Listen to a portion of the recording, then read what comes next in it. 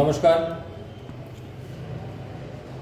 আজকে দক্ষিণ ত্রিপুরা পিলাক জেলার পক্ষ থেকে সাংবাদিক বন্ধুদের নিয়ে যে আজকে যে আমাদের দক্ষিণ ত্রিপুরা পিলাক জেলার সম্মানীয় জেলা সভাপতি শ্রদ্ধেয় শ্রী শঙ্কর রায় মহোদয় যে প্রেস কনফারেন্স ডেকেছেন, আমাদের মাঝে উপস্থিত আছেন আমাদের জেলা সভাপতি শঙ্কর রায় মহোদয়।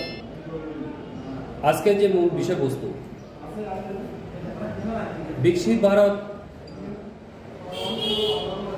मोदी का ग्यारंटी যে প্রত্যেকটি বিকশিত ভারত সাজেশন যে সমস্ত অংশের লোকজন থেকে কালেকশন করে যে কালেকশন বক্সের মাধ্যমে গত 8ই মার্চ আমাদের প্রদেশ থেকে সারা ত্রিপুরা রাজ্যব্যাপী সমস্ত আমাদের সাংগঠনিক সমস্ত নেতৃত্বদের নিয়ে আগরতলা টাউন হলে যে কর্মসূচি অনুষ্ঠিত হয়েছে, তারই সেই অনুষ্ঠানের অঙ্গ হিসাবে আজকে আমাদের দক্ষিণ ত্রিপুরা পিলাক জেলার পক্ষ থেকেও আমাদের মাননীয় জেলা সভাপতি আপনাদের সম্মুখে এখন সাংবাদিক সম্মেলন করবেন, বার্তা দেবেন যে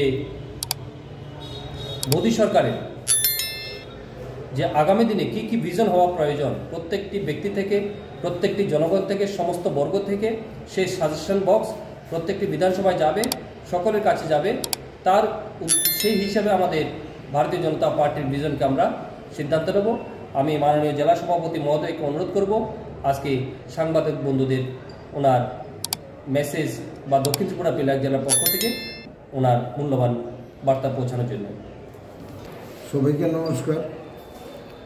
সাংবাদিক বন্ধুরা, শুভেচ্ছা এবং অভিনন্দন। তো আজকে মূলত হলো আমাদের দেশে 2024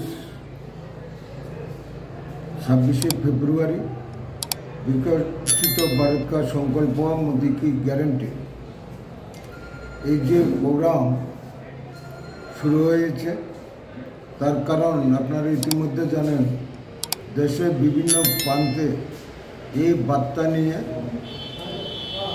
মোবাইল ভ্যান প্রতিটা আনাচে কানাচে ভারতবর্ষের সর্বত্র পৌঁছে গেছে এবং আমরা দেখতে পেয়েছি যে দেশের মানুষ উপলব্ধি করতে পারছেন যে মোদিজি যা বলছেন সেই জিনিসটা প্রতিটি ক্ষেত্রে প্রতিফলিত হচ্ছে।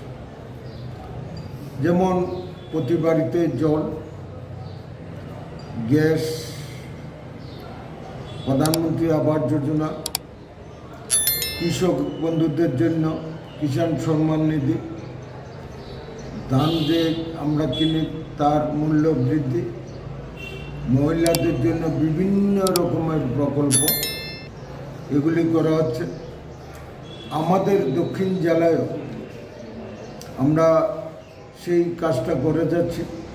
আমার সঙ্গে রয়েছেন দীপায়ন চৌধুরী, দক্ষিণ জেলা কমিটির সাধারণ সম্পাদক, এবং আরেক সম্পাদক রয়েছেন বিশ্বনাথ দাস।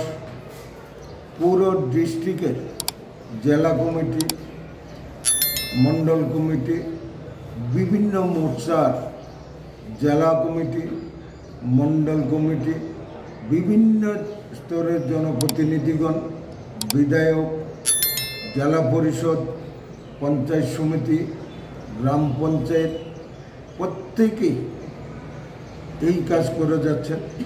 তো আমরা যে জিনিসটা দেখছি, অতীতে এই রাজ্যে যে সরকার ছিল, সেই সরকারের সাথে যদি বর্তমান সরকারের আমরা তুলনা করতে যাই, তাহলে সেই সরকারের কাজ আর এই সরকারের যে কাজ, সেই সরকারের কাজ এই সরকারের কাজের ধারে কাছে যেতে পারছে। আমাদের দেশের যশস্বী প্রধানমন্ত্রী বলেছেন আত্মনির্ভর ভারত, এবং 2047 সাল নির্ধারণ করেছেন প্রথম স্থানে নিয়ে যাবেন এই দেশকে। আমাদের রাজ্যের মাননীয় মুখ্যমন্ত্রী বলছেন এক ত্রিপুরা শ্রেষ্ঠ ত্রিপুরা গড়ে তুলবেন।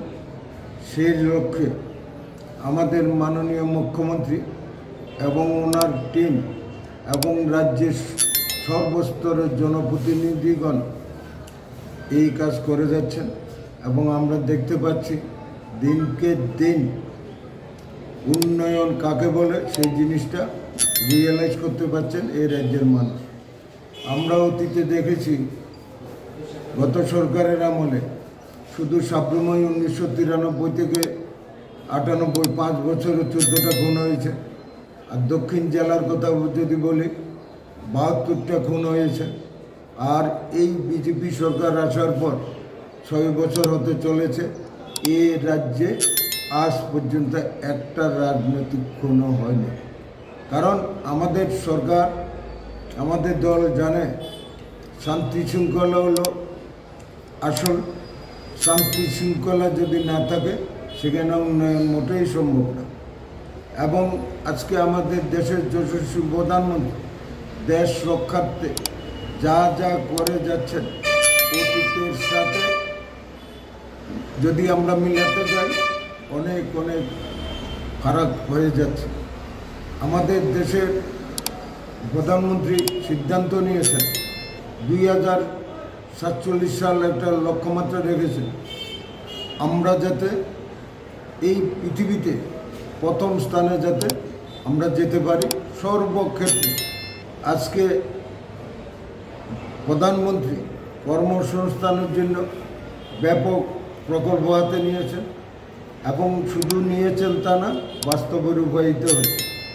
গ্যাস মহিলারা যাতে রান্নার কাজে কোনো অসুবিধা বোধ না করেন তার জন্য 10 কোটিরও উপরে গ্যাস দিয়েছেন, বিশেষ সুযোগ দিয়েছেন। ইতিমধ্যে গ্যাসের দাম কমছে, অনেক কিছুর দাম কমছে। তাই আমরা আমাদের যশস্বী প্রধানমন্ত্রী নরেন্দ্র মোদীজি এবং আমাদের রাজ্যের মাননীয় মুখ্যমন্ত্রী তৎসঙ্গে ওনার যেই মন্ত্রিপরিষদের টিম আছে এবং রাজ্যের সমস্ত জনপ্রতিনিধিগণ যারা আছেন প্রত্যেককে জানাই আমরা অনেক অনেক অভিনন্দন।